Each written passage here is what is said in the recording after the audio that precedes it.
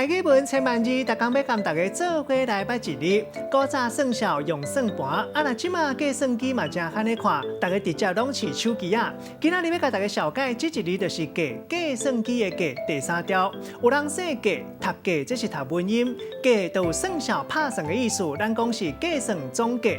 用来算数的细台机器，咱讲是计算机。另外，这个计嘛有对称的意思，咱讲计无用计。另外嘛有争议的意思，咱讲是计较。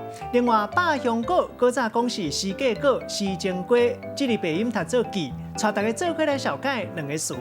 头一个读做伙计，古早台语字典解说讲伙计就是请的工人，也毋过现代也有另外一个解说，就是结婚的查甫，伫咧外口饲的查某斗阵的，咱讲是斗伙计。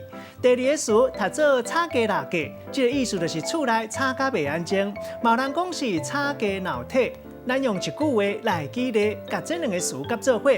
譬如讲，人咧讲娶某无用一工，娶细姨无用一世人。阿明斗伙计，定定走来厝内乱，吵架闹架，害厝内弄家散体。今仔日小解这一日读做计，这是文音；另外鼻音读做记，提供给观众朋友来参考。